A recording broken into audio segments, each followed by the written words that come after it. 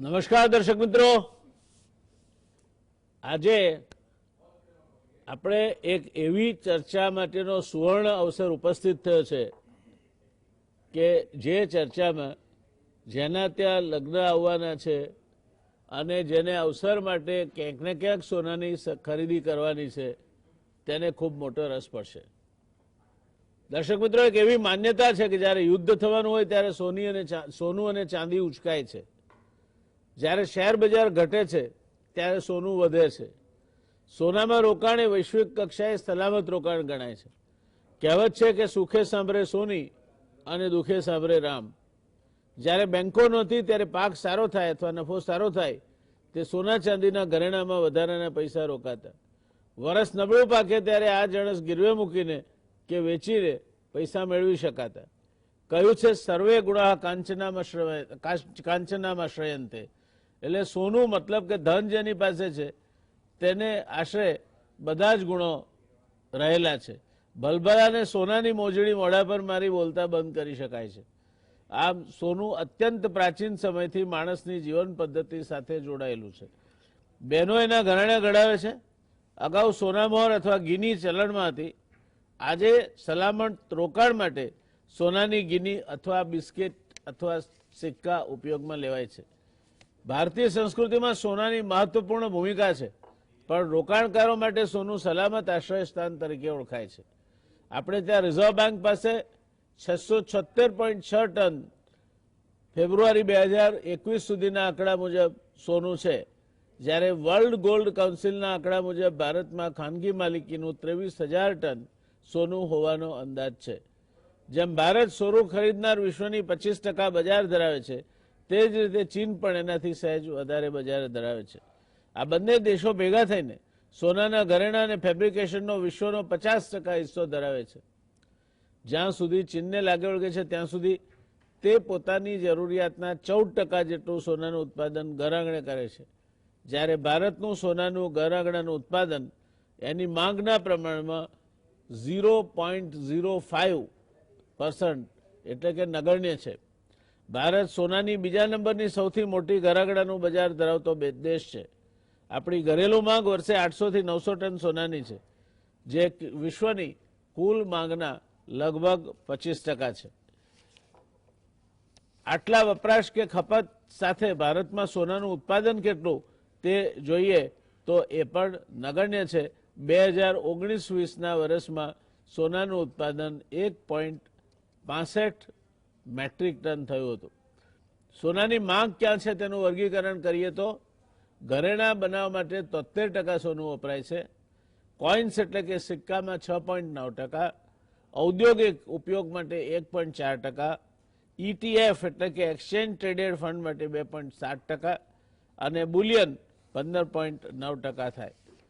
સોનાની આયાતની વાત કરીએ આપણે તો લગભગ એમ કહી શકાય કે ભારતની સોનાની જરૂરિયાતની લગભગ 100% આયાત કરીને જ આપણી જરૂરિયાત પૂરી કરી શકાય છે.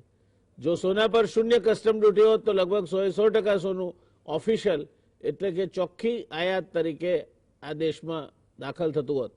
સોના ઉપર જેમ જેમ કસ્ટમ ડ્યુટી વધતી જાય તેમ તેમ વિશ્વમાં ઉપલબ્ધ સોનાની સરખામણીએ ભારતનું સોનું મોંઘું થતું જાય. જે તે સમયની સરકારો એ વખતો વખત સોના અંગેની આયાત ડ્યુટી તેમજ અન્ય નીતિઓ અને ક્યારેક ગોલ્ડ કંટ્રોલ એક્ટ જેવા કાયદાઓ થકી ભારતમાં સોનાની માંગ નિયંત્રિત કરવા પ્રયત્ન કરે. સોનાની આયાત ઉપરની કસ્ટમ ડ્યુટીમાં પણ વધઘટ થતી રહે છે. 17 જાન્યુઆરી 2012 સોના ઉપરની આયાત જકાત 2% હતી. 16 માર્ચ 2012 એ 4% થઈ. 21 જાન્યુઆરી 2013 એ વધીને 6% થઈ. 5 જૂન 2013 8%, 13 જુલાઈ 2013 10%, 5 જુલાઈ 2019 12.5% અને 1 ફેબ્રુઆરી 2021 7.5%, પણ સાથોસાથ 2.5%નો સેસ પણ નાખવામાં આવ્યો. એ વાત ગણતરીમાં લેવી જોઈએ. વિશ્વ બજાર પાછળ ઘર આંગણે સોનામાં ઘટાડો નોંધાયો છે. વિશ્વ બજારમાં સોનું ફરી પાછું નોંધપાત્ર રીતે તૂટી $1,700 અંદર ઉતરી ગયાનું દેખાય છે. ઘર આંગણે મુંબઈ બજારમાં સોનું 99.5 10 ગ્રામના જીએસટી વગરના ભાવ જે ગયા સપ્તાહને અંતે રૂપિયા 44,550 રહ્યા હતા તે ઘટી 44,341 રહ્યા હતા. 99.90 10 ગ્રામના ભાવ 44,750 વાળા ઘટી 44,519 રહ્યા હતા. જીએસટી સાથેના ભાવ 3% ઊંચા બોલાતા હતા. અમદાવાદ બજારમાં ગોલ્ડ 99.10 ગ્રામના ભાવ 46,300 ઘટીને 46,100 તથા 99.90 વાળા સોનાના ભાવ 46,500 અને ઘટીને 46,300 રૂપિયા બંધ રહ્યા હતા. ચાંદી 1 કિલોના ભાવ 66,500 વાળા 67,500 રહ્યા હતા. વિશ્વ બજારમાં ગોલ્ડ જે પ્રતિ અંશ સપ્તાહને અંતે $1,701 રહ્યું હતું તે ઘટીને $1,700ની સપાટીની અંદર ઉતરી મોડી સાંજે $1,691 બોલાતો હતો. એટલે વિશ્વ બજારમાં પણ સોનાના ભાવ ઘટી રહ્યા છે અને વિશ્વ બજારમાં ભાવ ઘટે એનાથી આપણે અલિપ્ત રહી શકીએ નહીં. દર્શક મિત્રો, સોના ઉપરની આયાત ડ્યુટી 1 ફેબ્રુઆરી 2021થી 12.5%થી ઘટાડી 7.5% કરવામાં આવી છે. આને કારણે ભારતમાં સોનાની દાણચોરી ઓછી આકર્ષક બનશે એવું અધિકારીઓનું કહેવું છે. ભારત સોના ચાંદીનું વિશ્વનું બીજા નંબરનું વપરાશકાર છે. સોના અને ચાંદી પર આયાત જકાત ઘટવાને કારણે રિટેલ ડિમાન્ડ વધશે તેવું ઔદ્યોગિક સૂત્રોનું માનવું છે. જોકે ભારત સરકારે સોના ચાંદી ઉપરની આયાત જકાત 12.5%થી ઘટાડી 7.5% કરી. તેની સાથોસાથ અલગથી આયાત ઉપર 2.5%નો સેસ નાખ્યો. એટલે વાસ્તવિક રીતે 12.5%ને બદલે 10.75%નું ભારણ રહે તે પ્રકારની પરિસ્થિતિનું નિર્માણ થયું. 2019માં 120 ટન જેટલું સોનું આ દેશમાં દાણચોરીથી ઘુસાડાયું હતું એવું વર્લ્ડ ગોલ્ડ કાઉન્સિલનું કહેવું છે. સોનાનો ભાવ ડ્યુટી ઘટવાને કારણે ઘટ્યા અને છેલ્લા 7 મહિનામાં ગોલ્ડ ફીચર્સમાં ઘટાડો થતા એ 7 મહિનાની નીચામાં નીચી સપાટીએ પહોંચ્યા એવું કહેવાય છે.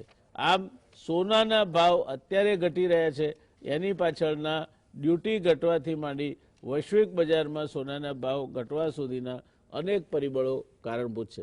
આજે આપણે આની ચર્ચા કરવાની છે. ચર્ચા માટે આપણી પાસે વિદ્વાન પેનલ અહીંયા ઉપસ્થિત છે.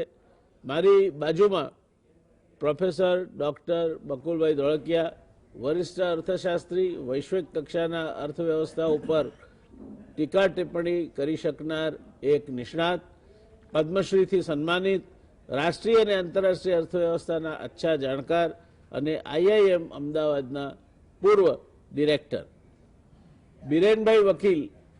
મને હું નથી માનતો ગુજરાત સમાચાર ટેલિવિઝનના દર્શક મિત્રોને બિરેનભાઈની કોઈ ઓળખાણ જરૂરી હોય, પણ એ કોમોડિટી નિષ્ણાત છે અને કોમોડિટી ટ્રેડિંગ પર એમનો બહુ મહત્વનો અભ્યાસ અને જ્ઞાન છે. ભાઈ રવિ દિયોરા માર્કેટ એક્સપર્ટ છે. કુંવરજી સ્ટોક ઇક્વિટીમાં એ રિસર્ચ હેડ તરીકે કામ કરે છે.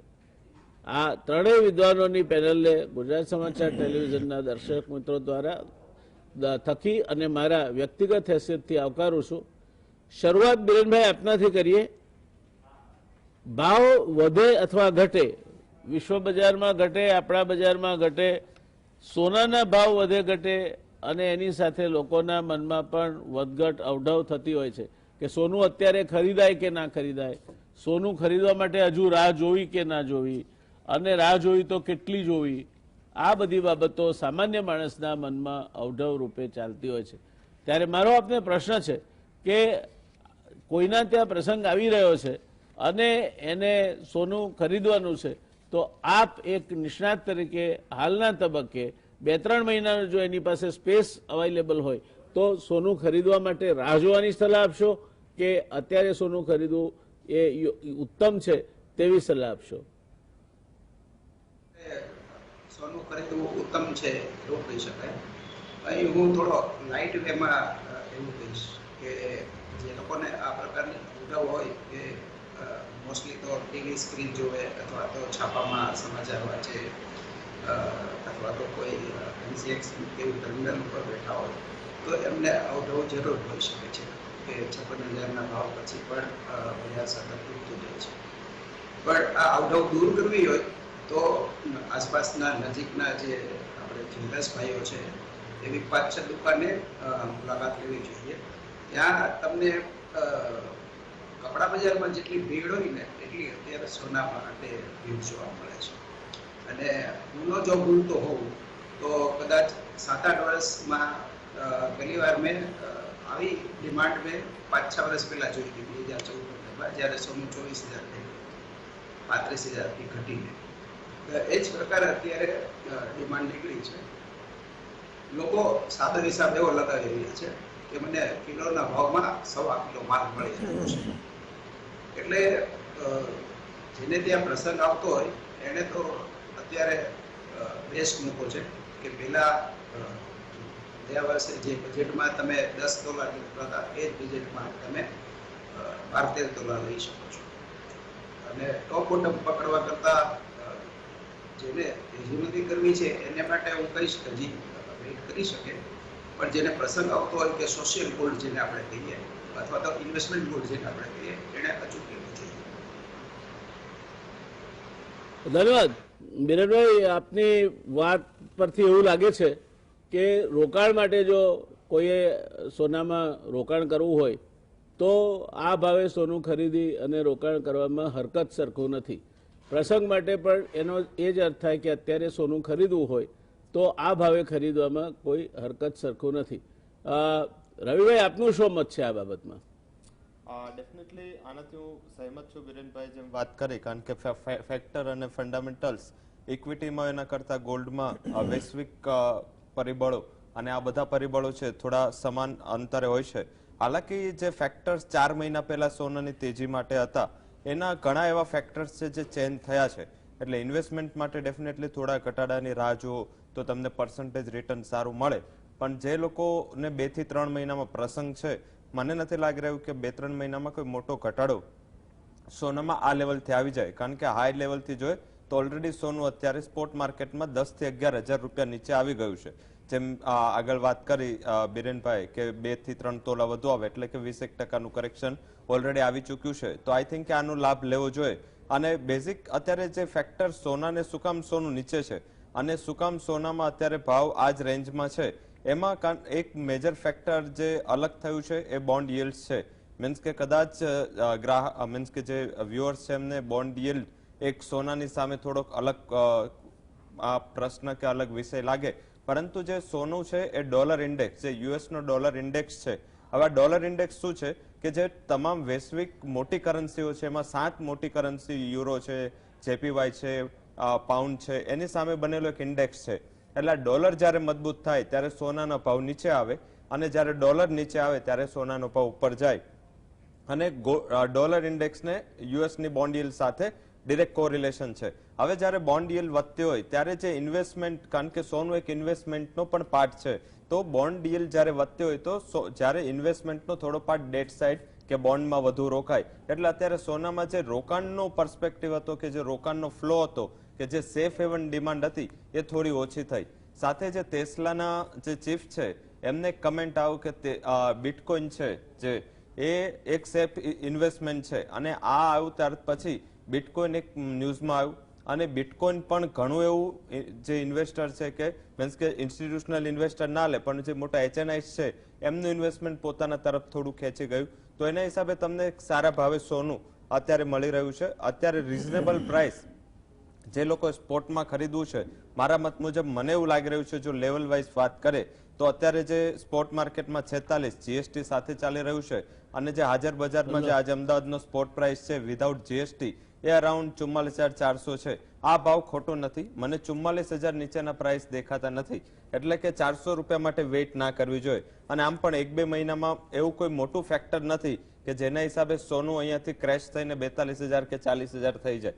અત્યારે બીજો એવું એક હું માર્કેટમાં પણ એવું જોઉં છું કે સોનું છેલ્લા 2000 પોઈન્ટ જે વાયદા બજાર જે હોય છે એમાં ઘટ્યું, પરંતુ સ્પોટ માર્કેટ પકડાયેલું છે ત્યાં પ્રીમિયમ વધી ગયા. એટલે હવે જો અહીંથી સોનું થોડું પણ ઇન્ટરનેશનલ માર્કેટમાં કટ થશે, ઘટશે, તો તમને હાજર બજારમાં જે રીતે આગળ બિરેનભાઈ કીધું કે માંગ ઘણી આવી રહી છે. લુનારની માંગમાં પણ એવું એક્સપેક્ટેશન હતું, જે ચાઇનાનું ફેસ્ટિવલ છે લુનાર, કે 40% ઘટાડો જ્વેલરી ડિમાન્ડમાં રહે, પરંતુ માત્ર 23% રહ્યો. મીન્સ કે ચાઇનાની ડિમાન્ડમાં સારી રિકવરી જોવા મળી. અત્યારે જે લગનસરાની ડિમાન્ડ છે સારી છે. આગળ જતા અક્ષય તૃતીયા પણ મેમાં આવશે, તો તો આઈ થિંક કે એટલીસ્ટ અક્ષય તૃતીયા સુધી મને નથી લાગી રહ્યું કે પ્રાઇસમાં કોઈ મોટું કરેક્શન આવે. તો જે લોકોને મેરેજ સિઝન માટે કે મેરેજ માટે લેવું છે એ લોકો એટલીસ્ટ આ ભાવે ચાલુ કરી દેવું જોઈએ. એક નાનો પ્રશ્ન before I move away from you. આપની પાસે કોઈ માણસ 5 લાખ રૂપિયા લઈને આવે છે તો એમાંથી એને કેટલા પૈસા આપ સોનામાં રોકવાનું કહેશો? એને રોકવા છે, શેરમાં રોકવા છે, ફિક્સ્ડ ઇન્વેસ્ટમેન્ટ અથવા ફિક્સ રિટર્ન ઇન્સ્ટ્રુમેન્ટમાં રોકવા છે અને એક પોસિબલી સોનામાં પણ રોકવા છે, તો આપ એને અત્યારે સોનામાં રોકાણ કરવાની સલાહ આપશો? ડેફિનેટલી હું 20% જે 100 રૂપિયામાંથી જો ઇક્વિટી, ડેટ અને મારી પાસે 3 એસેટ ક્લાસ હશે તો એટલીસ્ટ હું 20% સોનામાં રોકીશ. આપણે આગળ પણ જેટલું પેન્ડેમિક પછી મીન્સ કે કોરોનાના પેન્ડેમિક પછી જેટલી પણ આપણે ચર્ચા કરી ત્યારે મારો આ પહેલેથી જ મત રહ્યો કે 20% જેટલું એટલીસ્ટ તમારે સોનામાં ઇન્વેસ્ટમેન્ટ હોવું જોઈએ. એના ETF થ્રુ હોય, કારણ કે અત્યારે આરબીઆઈ પણ બોન્ડ બહાર પાડી રહ્યું છે. આરબીઆઈના બોન્ડ જે લોકો ઇન્વેસ્ટ કરી રહ્યા છે લોકોએ એ સૌથી મોટું એવન્યુ છે, કારણ કે આરબીઆઈ જ્યારે આ પોતાના બોન્ડ બહાર પાડે છે, ગોલ્ડ બોન્ડ, ત્યારે આરબીઆઈ તમને માર્કેટ પ્રાઇસ કરતા 5% ડિસ્કાઉન્ટ આપે છે. આ ઉપરાંત તમને દર વર્ષે 2.5% ઇન્ટરેસ્ટ આપે છે. તો જે લોકો માત્ર ઇન્વેસ્ટમેન્ટ માટે કરવું એને આ બોન્ડમાં કરવું જોઈએ. હાલાકી એનો લોક ઇન પીરિયડ છે, પરંતુ ઇન્વેસ્ટમેન્ટ જેને 5-6 વર્ષનું કરવું એમને આ લોક ઇન પીરિયડ કદાચ નડશે નહીં. તો આઈ થિંક એ લોકોને હું 20% ત્યાં ડેફિનેટલી રોકાવીશ, કારણ કે સોનું છે. તમે જો રિટર્નની વાત કરે, કારણ કે લોકો રોકશે તો કે જેને રિટર્ન આપશે. ઇક્વિટી માર્કેટે અત્યાર સુધી 13%થી 14% CAGR રિટર્ન આપ્યું છે. ડેટ જે બોન્ડ માર્કેટ છે કે ડેટ માર્કેટ છે એમનું જે રિટર્ન છે એ 10%નો CAGR છે. સોનું 12%ના CAGR રિટર્ન આપી રહ્યું છે. આ ઉપરાંત એમાં સેફ હેવન અપીલ છે, મીન્સ કે આજે કઈ વોર થઈ ગયું, કઈ ક્રૂડના ક્રાઇસિસ થઈ ગયા, અત્યારે સૌથી મોટું રિસ્ક સાઉદી છે. સાઉદી અને યમન વચ્ચે અને ત્યાંના જે આતંકવાદીઓના ગ્રુપ વચ્ચે સતત ઘર્ષણ ચાલી રહ્યું છે. અત્યાર સુધી સારું છે કે સાઉદીની જે રિફાઇનરી ઉપર એક પણ મિસાઇલ નથી ગઈ, પરંતુ જો આ એક પણ મિસાઇલ પડશે તો આઈ થિંક કે આ તમને સોનું તમને એક સેફ હેવન અસેટ છે. તો આઈ થિંક કે હું 20% રાખીશ. એક બીજો પણ સારો ડેટા છે, પરંતુ આ થોડું ટોપિક બાર છે, મીન્સ કે સોનાનો જ છે, પણ એક ટોપિક બારનો છે, તો હું કદાચ અત્યારે વધુ ટાઈમ નહીં લઉં. સેકન્ડ ટાઈમ જ્યારે તમે ક્વેશ્ચન પૂછશો ત્યારે હું ડિસ્કસ કરીશ. ઓકે, ધોળકિયા સાહેબ, આપ તો એક અર્થશાસ્ત્રી તરીકે આ બંને નિષ્ણાતોની વાતો સાંભળી. બેઝિકલી જે મુદ્દો છે તે ડિમાન્ડ, સપ્લાય અને ઇન્વેસ્ટમેન્ટને લાગે છે, અને સિક્યોરિટી જે સોનામાં રોકાણ કરવાથી મળે છે તે એનો એક વિશેષ લાભ છે. આપ એક અર્થશાસ્ત્રી તરીકે આ આખી બાબતને કઈ રીતે જુઓ છો? એમાં કોઈ શંકા નથી કે બુલિયન, ગોલ્ડ એન્ડ સિલ્વર એ ઇન્વેસ્ટમેન્ટ પોર્ટફોલિયોના એક ભાગ તરીકે મહત્વનો ભાગ વર્ષોથી ભજવે છે, દાયકાઓથી. અને હવે ETF આવવાથી એને સ્મોલ ક્વોન્ટિટીમાં પણ તમે ઇન્વેસ્ટ કરી શકો છો અને લિક્વિડ ફોર્મની અંદર તમે એને ઇન્વેસ્ટ કરી શકો છો. એટલે it's an investment asset, there is no doubt. આપણા દેશમાં જો તમે મને કહ્યું કે અર્થશાસ્ત્રી તરીકે હું કઈ રીતે જોઉં છું, તો સોનું એકમાત્ર એવો એસેટ છે કે જેમાં there is a consumption demand and there is an investment demand. સોનું એક કન્ઝમ્પશન આઇટમ છે, અને જે જ્વેલરીની અંદર સોનું જાય છે અને જે જ્વેલરી પહેરાય છે, વપરાય છે, that is more like a consumption demand. હવે જેમ કે દાખલા તરીકે મેરેજ સિઝનમાં જે સોનાની ડિમાન્ડ હોય લગ્ન પ્રસંગને માટે, એને ઇન્વેસ્ટમેન્ટ તરીકે જોવા કરતા એને કન્ઝમ્પશન આઇટમ તરીકે જોવું વધારે ઇમ્પોર્ટન્ટ છે, કારણ કે એ ટાઈમ બાઉન્ડ છે, એમાં તમારી પાસે કોઈ ફ્લેક્સિબિલિટી નથી. હવે આજે તમે કહ્યું કે આપણા દુનિયાની 25% સોનાની ડિમાન્ડ આપણા ત્યાં છે. હવે હું એમ નહીં કહું કે આ 25% ઇન્વેસ્ટમેન્ટ ડિમાન્ડ છે. આ ઇન્વેસ્ટમેન્ટ ડિમાન્ડ નથી. ઇટ સો હેપન્સ કે તમે સોનું એક્યુમ્યુલેટ કરો છો. સામાન્ય રીતે સોનું વેચવાનો પ્રશ્ન તો ત્યારે જ ઊભો થાય કે જ્યારે તમે કોઈ જાતનો ક્રાઇસિસ ફેસ કરતા હો કે તમારે કોઈ લિક્વિડિટીના ઇશ્યુઝ હોય. બાકી મેક્સિમમ તમે સોનું ગીરવી મૂકીને પૈસા લો અને પાછું છોડાવી લો. એટલે પ્રશ્ન અત્યારના જે તમે પૂછો એ કન્ઝમ્પશન ડિમાન્ડને લગતો નથી, એ ઇન્વેસ્ટમેન્ટ ડિમાન્ડને લગતો છે. સો હવે આ પ્રોપર એસ્ટિમેટ અત્યારના આપણી પાસે તમે ડેટા આપ્યો, પણ એમાં જ્વેલરી ઇઝ 73-74%, લગભગ 3/4 જ્વેલરી છે. પણ એ 3/4 જ્વેલરીમાં કન્ઝમ્પશન ડિમાન્ડ કેટલી અને ઇન્વેસ્ટમેન્ટ ડિમાન્ડ કેટલી એનો કોઈ બ્રેકઅપ મળશે નહીં. So it is very difficult to find out કે આપણા દેશમાં સોનાને ઇન્વેસ્ટમેન્ટ તરીકે કેટલી હદ સુધી જોવામાં આવે છે. પણ સોનું પ્રાઇસની દ્રષ્ટિએ કોન્ટ્રરી ટુ જનરલ બિલીફ કે સોનાનું પ્રાઇસ કોઈ દાડો ઘટે નહીં, સોનું જમીન નથી કે જેનો ભાવ સામાન્ય રીતે ઘટે નહીં. સોનાનું પ્રાઇસની વોલેટિલિટી દુનિયામાં મેક્સિમમ છે. ઇનફેક્ટ સામાન્ય રીતે આજે સેફ હેવનની વાત કરી રવિભાઈએ, એ તમે જુઓ તો હિસ્ટોરિકલી જ્યારે કોઈ મેજર ક્રાઇસિસ ઊભો થાય છે ત્યારે સોનાની નો ભાવ એકદમ વધી જાય છે. તે વખતે ઇન્વેસ્ટમેન્ટ ડિમાન્ડ, હવે જેમ કે દાખલા તરીકે લાસ્ટ એપિસોડ ધેટ કમ્સ, કારણ કે બધી જગ્યાએ આર્થિક કન્ડિશનમાં આપણે બધી ડિબેટોમાં કમ્પેર કર્યું કે 2008માં ગ્લોબલ ફાઇનાન્શિયલ ક્રાઇસિસ થયો ત્યારે જીડીપીની શું દશા થઈ હતી અને અત્યારના શું થઈ. હવે આપણે ગ્લોબલ ફાઇનાન્શિયલ ક્રાઇસિસમાં સોનાનું શું થયું હતું એને જો યાદ કરીએ તો 2008ની અંદર ગ્લોબલ ફાઇનાન્શિયલ ક્રાઇસિસ થયો તે પહેલા, એટલે લીમેન બ્રધર્સનું બેન્ક્રપ્સી ઓગસ્ટ 2008માં થઈ એ પહેલા જુલાઈ 2008માં સોનાનો ભાવ $700 હતો. અને 2011માં જ્યારે global financial crisis was completely out of the system ત્યારે સોનાનો ભાવ $1700 હતો.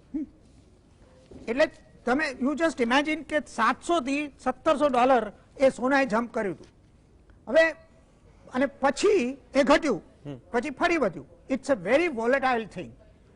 2020માં વૈશ્વિક બજારોમાં જે સોનાના ભાવ વધ્યા એ પેન્ડેમિક ડ્રિવન હતા, એ પેનિક ડ્રિવન હતા. મને નથી લાગતું કે those prices reflected the true values of gold in the international market. એટલે બીજી એક મહત્વની વાત કે ભલે રિઝર્વ બેંક પાસે સોનાનો એટલો બધો મોટો જથ્થો નહીં હોય, પણ વિશ્વની પણ વિશ્વની ટોપ 10 સેન્ટ્રલ બેંક્સ પાસે સોનાનો વિશાળ જથ્થો છે. એટલો મોટો જથ્થો છે કે એમને રૂલ્સ એન્ડ રેગ્યુલેશન્સ કરવા પડ્યા છે કે તમે કોઈ પણ વર્ષમાં 400 મેટ્રિક ટનથી વધારે સોનું બજારમાં વેચશો નહીં. એ 11 બેંકોએ મળીને સેન્ટ્રલ બેંકોએ પોતે કાયદો બનાવ્યો છે. It is a convention, I mean it's not a written rule. કારણ કે જ્યારે સેન્ટ્રલ બેંક સોનું ઓફલોડ કરે છે ત્યારે સોનાનો ભાવ ગગડી જાય છે, અને જ્યારે સેન્ટ્રલ બેંક સોનું ખરીદે છે ત્યારે સોનાનો ભાવ વધી જાય છે. એટલે largest investors are big central banks of the developed countries. અને એ વાત આપણે સમજવાની, અને એ જેમ રવિભાઈએ કહ્યું એ ડોલર ઇન્ડેક્સ સાથે લિંક્ડ છે.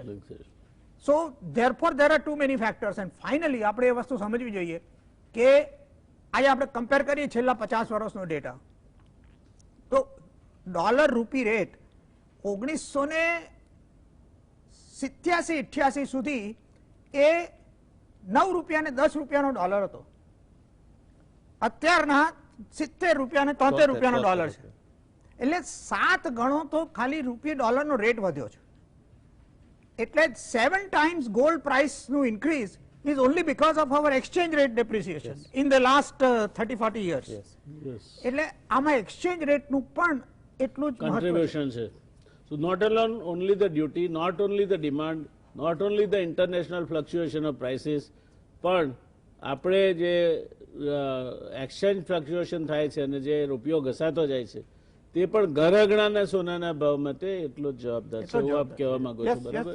દર્શક મિત્રો, આ 4 મુખ્ય બાબતો ધોળકિયા સાહેબે એક અર્થશાસ્ત્રી તરીકે આપણી સામે મૂકી કે વિશ્વ બજારમાં ડોલર અને સોનાની પેરિટી, એના ભાવ, એની સાથે સાથે વિશ્વ બજારમાં એ ભાવની થતી વધઘટ, આપણે ત્યાં રૂપિયો ઘસાય એ કારણે જે રૂપિયાની વેલ્યુ ઓછી થાય એના કારણે પણ રૂપિયાની ટર્મ્સમાં સોનાના ભાવ વધે, તે ફુગાવાના કારણે, અને છેલ્લે જે ડ્યુટીમાં વધઘટ થાય તેના કારણે સોનામાં જે ભાવ વધઘટ થાય, તે આ 4 મુખ્ય કારણો છે. આપણે આ 4 કારણોની વાત જાણીશું, પણ એક નાનકડા કમર્શિયલ બ્રેક બાદ. રોકાઈએ એક નાનકડા કમર્શિયલ બ્રેક માટે.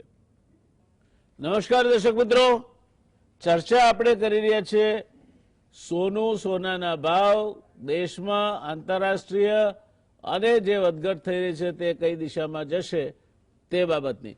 બિરેનભાઈ, આપને શું લાગે છે જે ચર્ચા થઈ, બકુલભાઈ સાહેબે જે વાત કરી અને સામાન્યતઃ જે આપણા દર્શક મિત્રો છે એમના મનમાં જે પ્રશ્ન હશે કે અમારે આ જે આપે જવાબ આપ્યો જ છે અગાઉના પ્રશ્નમાં, તો પણ આવનાર સમયમાં લેટેસ્ટ ટેક અબાઉટ આ યર્સ ટાઈમ, 2-4 મહિના નહીં પણ આવનાર 1 વર્ષ આપણે બરાબર આ સમય સુધીનો ગાળો લઈએ તો આપને શું લાગે છે જો સોનામાં રોકાણ કર્યું હોય કોઈએ તો એ ફળદાયી પુરવાર થાય, ખાલી સિક્યોરિટી જ આપે કે નકારાત્મક પુરવાર થાય? હકારાત્મક પુરવાર થાય. અહીં મેં બે ફેક્ટર છે. આપણી જે રાજકોષીય ખાત છે અને હાલનો વિનિમય દર હાલની ફિસ્કલ ડેફિસિટ જોતા અત્યારે તો ઠીક છે કે આપણે ફોરેન ઇનફ્લો ને એન્જોય કરી રહ્યા છે, પાર્ટી સરસ ચાલી રહી છે, પણ જયારે આઉટફ્લો થશે એ વખતે આપણને આ પૈસા વ્યાજથી પાછા આપવા. બીજું કે ક્રૂડ $10 થી વધીને $60 સુધી પહોંચી ગયું છે. અમેરિકામાં બાઇડેને કીસ્ટોન પાઇપલાઇન પ્રોજેક્ટ કેન્સલ કર્યો. હવે જો એ ડાકોટા પાઇપલાઇન પણ કેન્સલ કરે તો બહુ કોન્ફિડન્સલી એવું માનું છું કે ક્રૂડ $90-100 આ વર્ષના અંત સુધીમાં થઈ જશે. તો એ સંજોગોમાં ઓલરેડી અત્યારે આપણે $90-95 પેટ્રોલથી પરિચિત છીએ. તો જે ઇન્ફ્લેશનનું જે રિસ્ક ક્રિએટ થાય, જે 1990માં 16-17% સુધીને જોયેલું CPI, અને આદરણીય શ્રી સાહેબ આ વિશે ઘણું સારી રીતે પ્રકાશ પાડી શકે. એમની સામે બોલવું એટલે તો સુરત સામે ગોળ ઉડાડવાની થાય. પણ એટલે મેં બે ફેક્ટર કીધું છે. તો 1970માં ₹6 હતો અને આજે 70 છે. એ મારું પ્રોજેક્શન એવું છે કે 2025-30માં રૂપિયો કદાચ 85 કે મે બી કે જો આ રીતે સ્પેન્ડશિફ્ટ આપણી ફિસ્કલ ઇન્ડિસિપ્લિન રહે તો મે બી કે 90 ની બિયોન્ડ પણ હોય. અને કરંટ એકાઉન્ટની જે સરપ્લસ આપણે અત્યારે એન્જોય કરી રહ્યા છીએ that is also on forward money. એટલે એમાં પણ આપણે ઝડપથી જ્યારે પણ ફૂલ લોકડાઉન આવશે ત્યારે આપણે ડેફિસિટમાં જતા રહીએ.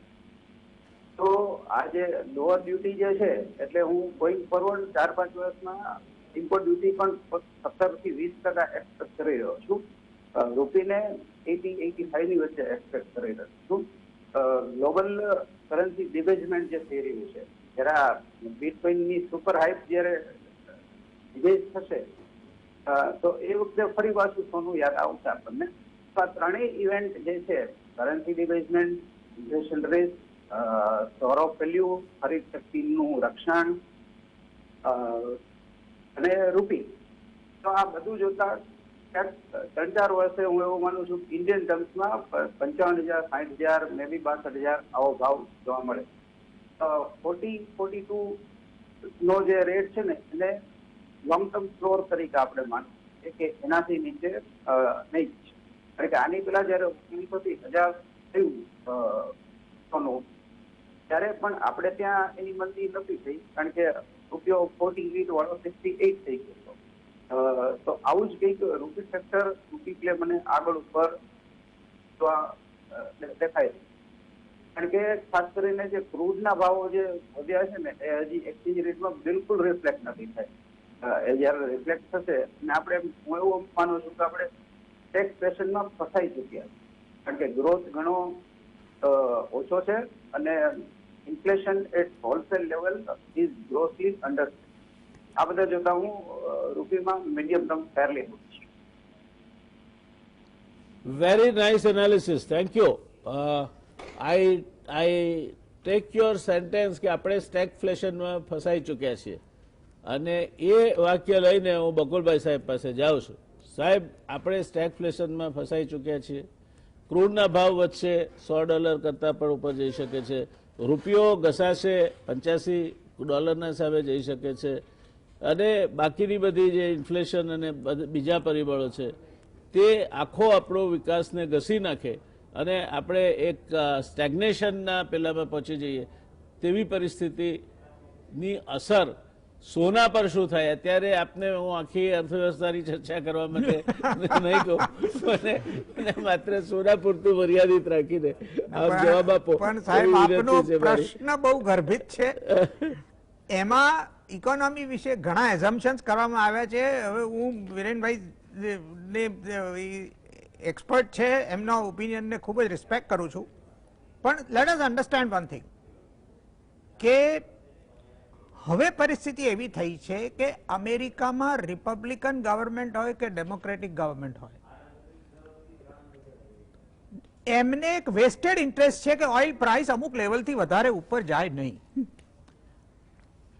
એટલે જ્યાં સુધી યુએસ એ ઇકોનોમિક સુપર પાવર રહેશે અને મિડલ ઇસ્ટ ઉપર યુએસની પકડ હશે ત્યાં સુધી હું માનતો નથી ટેમ્પરરીલી સ્પોટ માર્કેટમાં કે એકાદ 15-20-25 દાડા મહિનાના રેન્જની અંદર ભાવ ભલે વધે, પણ ઇન્ડિયા માટે જે મહત્વની વસ્તુ છે that is the long term average of our crude basket. અને એમાં late me put it this way, આજે જો પેન્ડેમિક ના થયો હોત, એક મિનિટ માટે માની લઈએ કે જો કોવિડ 2020માં ના થયો હોત તો રૂપિયો ડોલરનો રેટ 70 થી વધારે ના હોત. It would not have been more than 70 rupees. આ જે 3 થી 4 રૂપિયાનો ઘસારો થયો છે, it is entirely due to the pandemic. અને પેન્ડેમિકમાંથી આપણે ધીમે ધીમે બહાર આવી રહ્યા છીએ. બધા ઇમર્જિંગ માર્કેટ્સ બહાર આવી રહ્યા છે. All emerging market કરન્સીઝ have bounced back against the dollar. અને એટલે હું even a level of 80 rupees I have my doubts in the near future. Long ટર્મમાં 5 વર્ષ પછી શું થશે તે આપણને ખબર નથી. સો આઈ એમ નોટ સો પેસિમિસ્ટિક. એવી રીતે હું માનતો નથી કે ક્રૂડનો ભાવ $75 કે $80 ક્રોસ કરે, અને કરશે તો પણ રિટર્ન પાછી આવશે. એનું કારણ છે કે અર્થતંત્ર ગ્લોબલ ઇકોનોમી નો ડિમાન્ડ સપ્લાય બેલેન્સ એ એફેક્ટ કરશે. આપણી ફિસ્કલ પોઝિશન નું રેલેવન્સ ખરું, પણ it is not such an important thing. But what is most important is કે our economy will be the fastest growing economy in 2021. એ બાબત વિશે હવે ઇવન વૈશ્વિક સંસ્થાઓની અંદર પણ કોઈ બેમત નથી. એટલે આપણે our return to normalcy would be much faster than 60-70% of the countries of the world. એટલે હું એમ માનું છું કે આપણા દેશમાં સોનાની માંગ તો જળવાઈ રહેવાની છે. એક હાઈ પ્રાઇસનો ફોબિયા હતો, 56-57 હજાર રૂપિયાનો ભાવ, અને તે ટેક્સ સાથે તમે ગણો તો લગભગ 60,000 જેવો થતો હતો. એને બદલે હવે અત્યારના સોફનિંગ થઈ ગયું છે. એટલે હવે લોકોને 60 જોયા છે, માટે 45-46 નહીં લાગે. પણ જેમ ચાઇનામાં major demand of gold is investment demand, એમ ઇન્ડિયામાં નથી.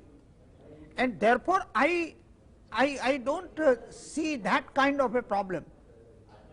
પણ I also know કે આ બધી પરિસ્થિતિ પછી આપણું ડોમેસ્ટિક પ્રાઇસ ગોલ્ડનું છે એ જે રવિભાઈએ કહ્યું અને જે બિરેનભાઈ કહે છે, હું એમની સાથે સહમત થઉં છું કે 42-43 હજારથી નીચે સોનાનો ભાવ જાય એવી શક્યતા દેખાતી નથી. જી. અને therefore I think forget about the economy. તમારે જો તમારી કન્ઝમ્પશન ડિમાન્ડ હોય તો બહુ રાહ જોવા જેવું નથી. તો ખરીદી શકાય અત્યારે. હવે લગ્ન માટે ખરીદવું હોય અથવા તો પોતાના વપરાશ માટે. આજે ઇન્ટરનેશનલ પર્સપેક્ટિવની વાત કરીએ તો ઇન્ટરનેશનલ એક્સપર્ટ્સ, સેન્ટ્રલ બેંકની બિહેવિયર, એ લોકોનો ગોલ્ડ સેલ પેટર્ન અને ડોલર ઇન્ડેક્સની બિહેવિયર, એ બધું જોઈને એમ કહે છે કે એકવાર $1,500-1500 પર આઉન્સનો ભાવ ટચ કર્યા પછી જ સોનું સેટલ થશે. એટલે ત્યાં સુધી જશે, પછી બાઉન્સ બેક થશે અને then it will settle down. એટલે હજી અત્યારના $1700 ભાવથી $100-150 ઇન્ટરનેશનલ પ્રાઇસ નીચે જઈ શકે છે. જી. There is a possibility. જી. આ ફોરકાસ્ટ નથી કે જશે, ના પણ જઈ શકે છે, જઈ શકે છે. there is a probability. એટલે જેને રાહ જોયું હોય 40,000 થવાની, તો એ એના પણ ખર્ચે એ જો ઇન્વેસ્ટમેન્ટ ડિમાન્ડ માટે રાહ જોવાની. જી જી, ઇન્વેસ્ટમેન્ટ માટે, કન્ઝમ્પશન માટે નહીં. રવિભાઈ, આપણે 676 ટન સોનું આપણી રિઝર્વ બેંક પાસે છે અને લોકો પાસે 23,000 ટન સોનું છે, ગોલ્ડ કાઉન્સિલ કહે છે. ચાઇના પાસે પણ કઈ પોતાનો સરકારનો રિઝર્વ કઈ એટલા બધા નથી. બંને દેશની રિઝર્વ બેંક સોનાનું પોતાની પાસેનું હોલ્ડિંગ વધારવા જઈ રહી છે, એવા સમાચાર વખતો વખત વહેતા થાય છે. આ બાબતમાં શું કહેવું છે આપને, અને એની અસર એ સોનાના ભાવ પર શું પડે?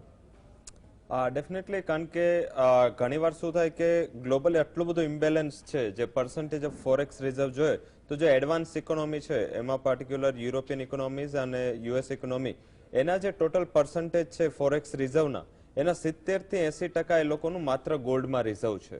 જ્યારે જે ડેવલપિંગ ઇકોનોમીઝ છે, ઇન્ક્લુડિંગ ચાઇના છે, ઇન્ડિયા છે, રશિયા છે, આ લોકોનું જે હોલ્ડિંગ છે ઓછું છે. એમાં પર્ટિક્યુલર ઇન્ડિયાનું જોઈએ તો એ અરાઉન્ડ છે 7.6%. ચાઇના આપણાથી પણ ઓછું છે, એ છે 3.6%. Interrupt you, Yes. આપણે ફોરેન એક્સચેન્જ રિઝર્વને જ્યારે ગણીએ ને ત્યારે સમહાઉ વી આર અંડર યુફોરિયા કે આપણી પાસે we have in access of $450 billion of foreign exchange reserves.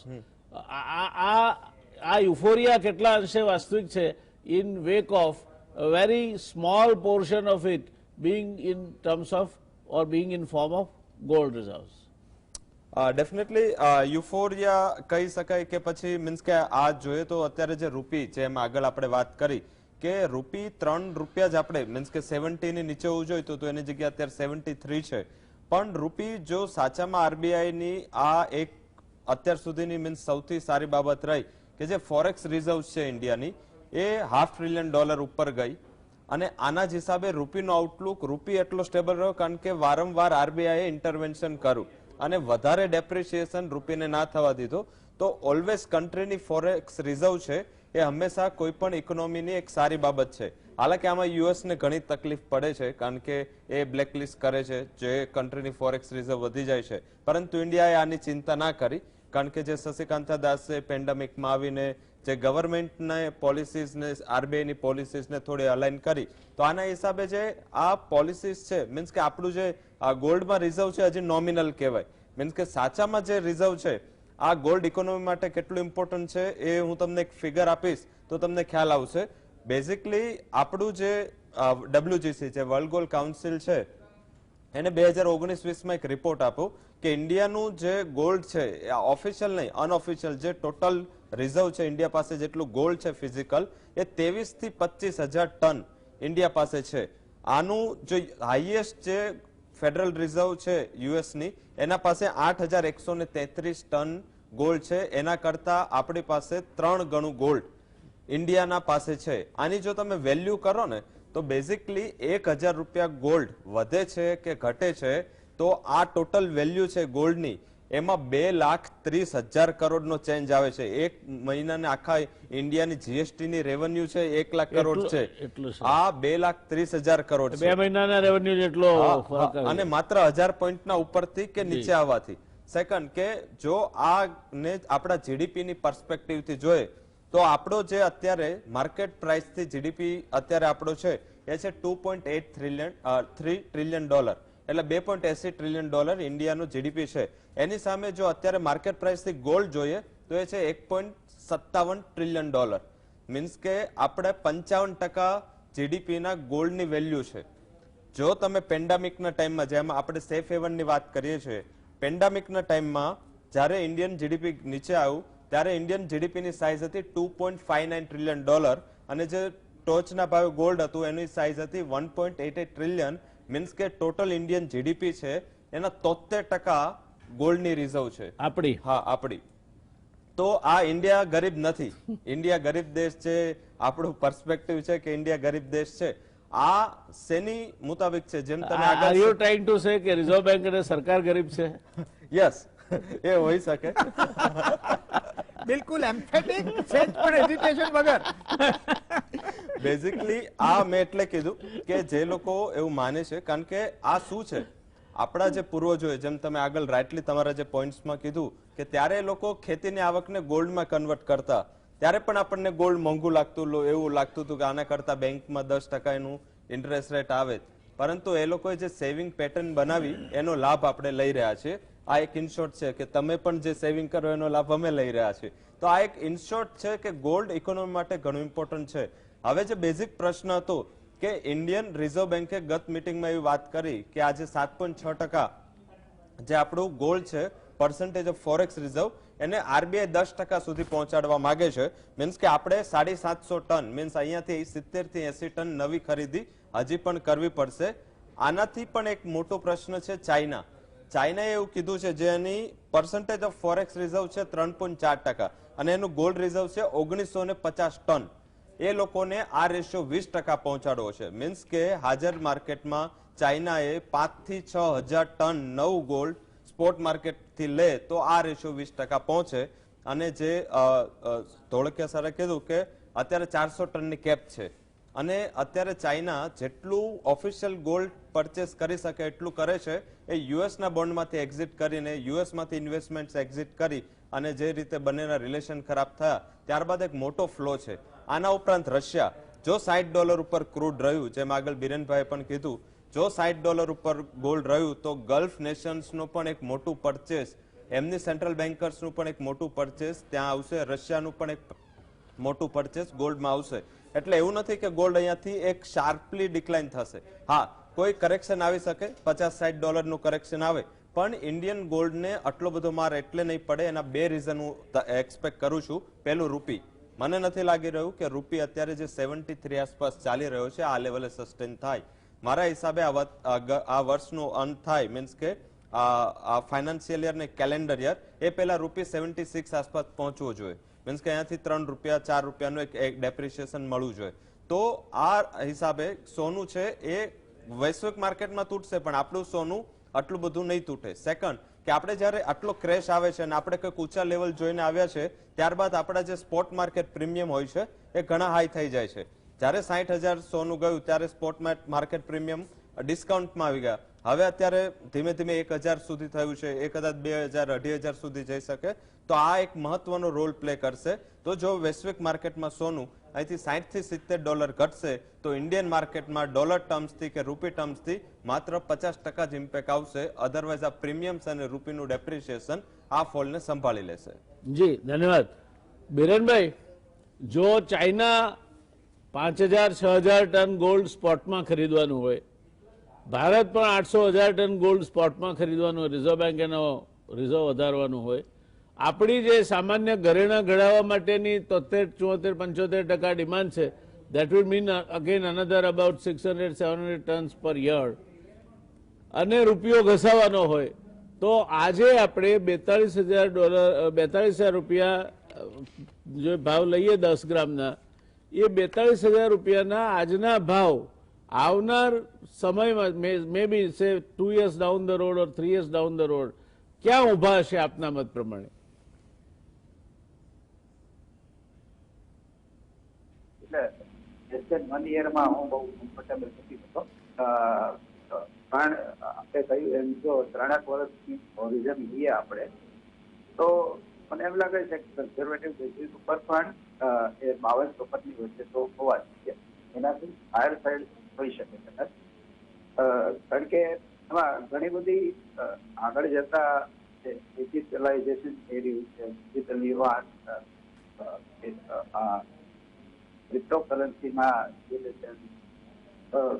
આપણે ભડકિયા સાહેબની ભાષામાં જો વાત કરીએ ને તો માર્કેટમાં બહુ એટલે સાદી ભાષામાં કહું તો કાનપુર છે, લખનઉ છે, આગ્રા.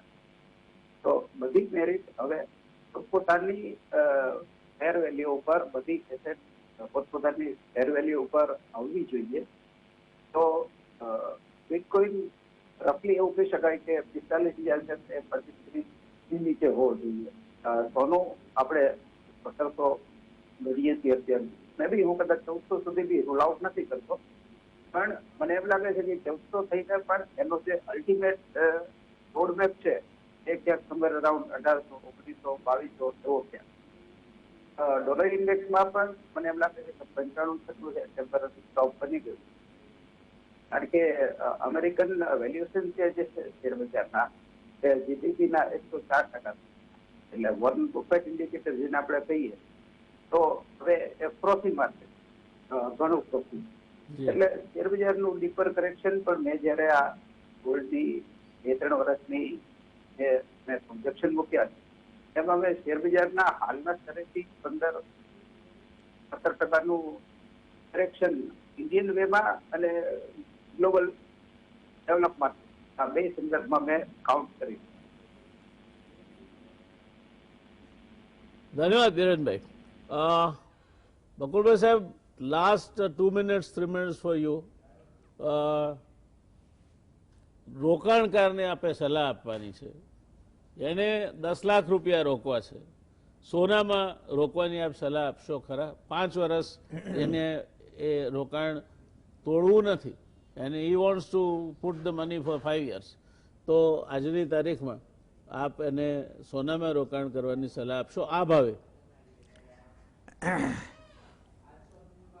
જો તમારી પાસે પોતાના રિસોર્સિસ હોય, બોરોડ રિસોર્સિસ ના હોય, કારણ કે સોનાને રિસ્ક ફ્રી એસેટ સમજવાની ભૂલ કોઈએ કરવી ના જોઈએ. એની પ્રાઇસ વોલેટિલિટી ઉપરથી એ વસ્તુ ક્લિયર છે કે એ રિસ્કી છે. હવે બીજું કે આજે તમારો પર્સપેક્ટિવ, તમારા પ્રશ્નનો ઉત્તર શેમાં રહેલો છે કે તમારો પર્સપેક્ટિવ કેટલો છે, 1 વર્ષનો, 5 વર્ષનો કે 10 વર્ષનો. એટલે તમે ટૂંકા ગાળાની વાત કરો છો, મધ્યમ ગાળાની વાત કરો છો કે લાંબા ગાળાની વાત કરો 5 વર્ષ છો? સર. એટલે સામાન્ય રીતે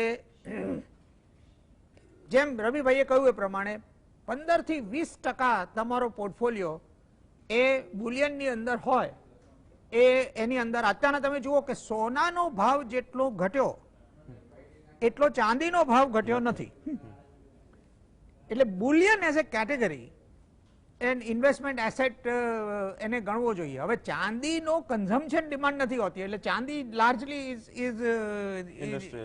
ઇન્ડસ્ટ્રીયલ એન્ડ જે લોકો ખરીદે તે ઇન્વેસ્ટમેન્ટ માટે ખરીદે.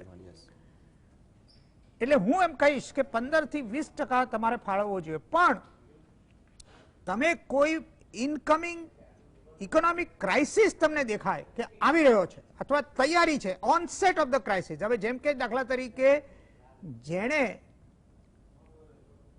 જ્યારે આ ક્રાઇસિસ શરૂ થયો પેન્ડેમિક, એ વખતે જેને સોનું ખરીદ્યું એને મેક્સિમમ રિટર્ન મળ્યું. જેમ કે પણ એ વખતે જેને શેર્સ ખરીદ્યા એને પણ મેક્સિમમ રિટર્ન મળી. એટલે પણ જ્યારે તમારે આ ક્રાઇસિસ પીક ઉપર હોય અને સોનાના ભાવ પીક ઉપર હોય ત્યારે તમારે એકચ્યુઅલી ઘરનું તે વખતે ઘરેણાં વેચી અને પછી નીચે જાય ત્યારે પાછું લેવું is also not a bad idea. એટલે let me put it this way. અને finally let me tell you કે જો તમે કોઈ પણ 10 થી 15 વર્ષના ગાળામાં રિટર્ન જોશો તો તમને ઇક્વિટી માર્કેટની રિટર્ન સોના કરતા વધારે જ દેખાશે, એમાં કોઈ ડાઉટ નથી. અને બેંકના ઇન્ટરેસ્ટ રેટ્સ પણ હવે ફ્લક્ચ્યુએટ થતા થઈ ગયા.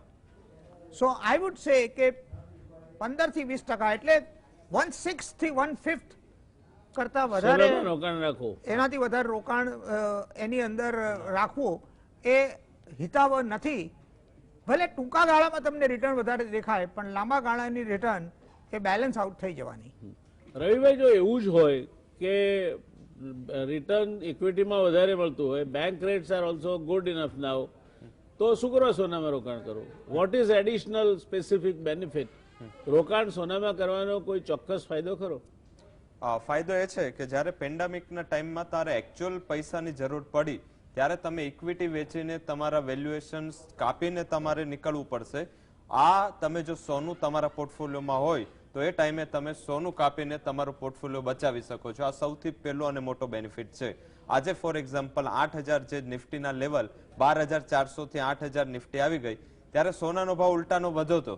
મીન્સ કે આજે તમારા પોર્ટફોલિયોમાં 20% જો સોનું હોતે તો તમે એટલીસ્ટ ત્યારે સોનું ભલે ભાવે ભાવ પણ ખપે કે 32-35,000 થી સોનું 40,000 પહોંચ્યું તો 40,000 પણ તમે સોનું તમારા પોર્ટફોલિયોમાં તમારા નાણાંની જરૂરિયાત થઈ, તમારે હપ્તા ભરવાના છે, લોન ચાલી રહી છે, તો એટલીસ્ટ તમે 20% સોનું અત્યારે લિક્વિડેટ કરીને તમે અત્યારે તમારી લિક્વિડિટીની પોઝિશન મેનેજ કરી શકો. તો એ લિક્વિડિટી ગમે ત્યારે તમને સોનામાં મળે. સેકન્ડ શું છે, એનું નામ રિસ્ક ફ્રી અસેટ નથી, એનું નામ છે સેફ હેવન અસેટ. મીન્સ કે સેફ હેવન અસેટ શું છે કે જ્યારે ત્યારે પેન્ડેમિક થાય ત્યારે તમને એ સેફ હેવન જેવું ઊભું રહે. હવે જ્યારે પોર્ટફોલિયો કોઈ બનાવતો હોય ત્યારે તમારા પોર્ટફોલિયોમાં બે અસેટ ક્લાસ હોવા જોઈએ. એક છે ગ્રોથ અસેટ ક્લાસ છે ઇક્વિટી, જેનું રિટર્ન વાર્ષિક 14%, 13 થી 14% CAGR રિટર્ન અત્યાર સુધી આવ્યું છે. સેકન્ડ છે પ્રોટેક્ટર શું છે કે જ્યારે ત્યારે આવી રીતે કોઈ પેન્ડેમિક આવે છે તો ત્યારે એ તમારા પોર્ટફોલિયોની વેલ્યુને પ્રોટેક્ટ કરે, તમને વધારે એટેક થી બચાવે. મીન્સ કે આજે 60% વેલ્યુએશન ઇન્સ્યુલેટ કરે. હા, તો એના હિસાબે શું થાય કે જ્યારે માર્કેટમાં ખરાબ પરિસ્થિતિ આવે, એક તો તમને લિક્વિડિટી મળે, સેકન્ડ તારે પોર્ટફોલિયોની વેલ્યુ વધુ રહે. અને સોનું પણ, હા સોનું ઓછું રહ્યું છે, ઇક્વિટી માર્કેટ કરતા 2% રિટર્ન CAGR થી ઓછું આપ્યું છે, છતાં 12%નું CAGR રિટર્ન સોનાનું એ ઓછું ના કહેવાય. તો આઈ થિંક એક તો તમને પ્રોટેક્શન કરે છે, લિક્વિડિટી આપે છે અને માત્ર 2% રિટર્ન ઓછું આપે છે. અને આપણે પણ 50% નથી લગાવતા, આપણે માત્ર 1/6 or 1/5 ઓફ ટોટલ ઇન્વેસ્ટમેન્ટ નું લગાવે છે. તો એ શું થશે કે તમને એક રાહત મળશે કે પેન્ડેમિકના ટાઈમમાં ઘણીવાર શું થાય, ઇક્વિટીના વેલ્યુએશન્સ ઘટે તો લોકોને થોડો ડર લાગે, પરસેવ વળી જાય, જોઈ ના શકાય સ્ક્રીન. તો આ એક સારું અસેટ ક્લાસ છે. રવિભાઈ, આપણે ખૂબ સારી વાત કરી. દર્શક મિત્રો, સોનામાં રોકાણ કરવાથી પહેલી વાત એવો કોઈ ભ્રમ હોય કે આ સંપૂર્ણ સલામત રોકાણ છે, એમાં વધઘટ થવાની નથી, તો એ ભ્રમમાંથી નીકળી જવાનું. વ્યાજે પૈસા લઈને અથવા બીજી કોઈ રીતે પૈસા લઈને રોકાણ કરવાના નહીં. અત્યારના ભાવે સોનું તમારે લગ્ન માટે ખરીદવું હોય તો આ ભાવ કંઈ ખોટો નથી. એક વસ્તુ હંમેશા ખ્યાલ રાખવાની, સોનું અથવા શેર સાચા ભાવે ખરીદી શકાતા નથી, સાચા ભાવે વેચી શકાતા નથી. જ્યાં સુધી ±5% વેરિએશનમાં તમે છો, યુ આર ગુડ ઇનફ. એટલે અત્યારના ભાવ નિષ્ણાતોના મતે તમારે લગ્ન માટે કોઈ પ્રસંગ માટે સોનું ખરીદવું હોય તો એમાં બહુ વધઘટ થવાની શક્યતાઓ દેખાતી નથી. અને છેલ્લે સોનું એ સરવાળે લાંબા ગાળે પણ એવું એસેટ નથી કે જે તમને એકદમ રિટર્ન આપી દે. ઇક્વિટી એના કમ્પેરિઝનમાં જો ધ્યાનપૂર્વક એમાં રોકાણ કરવામાં આવે તો તમને વધુ રોકાણ આપે છે. પહેલામાં તમને લિક્વિડિટી તરત મળી રહે છે, લઈને બજારમાં ગયા સામે પૈસા મળી રહેશે. આ એક જ ફાયદો છે. આ વાત જો સમજાય તો જે વાત આપણે અત્યાર સુધી બિરેનભાઈએ કરી, બકુલભાઈ સાહેબે કરી અને રવિભાઈએ કરી, સોના વિશેની આપણી સમજમાં ઘણો વધારો થયો છે. કેટલીય નવી બાબતો આપણને એના ઉપરથી જાણવા મળી છે અને એ બાબતોનો આપણે ઉપયોગ કરીએ તો કદાચ બુલિયન એટલે સોનું અને ચાંદીને વધારે સારી રીતે સમજી શકીશું. રોકાણ માટે અથવા તો કન્ઝમ્પશન એટલે કે ઘરેણાં ઘડાવવા માટે ખરીદવું હોય તો એના માટેનો નિર્ણય પણ કરી શકીશું. બિરેનભાઈ, બકુલભાઈ સાહેબ અને રવિભાઈ, આ ત્રણેય વિદ્વાન પેનલિસ્ટનો હૃદયપૂર્વક આભાર. ખૂબ સરસ માહિતી આપવા માટે, ખૂબ સરળતાપૂર્વક એ માહિતી દર્શક મિત્રો સામે રજૂ કરવા માટે. દર્શક મિત્રો, આજની વાત અહીંયા અટકાવીશું. કાલે મળીશું બમ બમ ભોલેના નાદ સાથે. મહાશિવરાત્રિનો દિવસ, ભગવાન શિવની ભક્તિનો દિવસ, ભગવાન શિવની આરાધના માટે જ્યારે શિવાલયો 4 પ્રહરની પૂજાથી ગુંજી ઉઠતા હશે ત્યારે આપણે પણ 9 થી 10 શિવ ભક્તિની હાલેક જગાવીશું. મળીએ કાલે શિવ ભક્તિમાં રમમાણ થવા માટે. શુભરાત્રિ, શબ્બા ખેર, આવજો.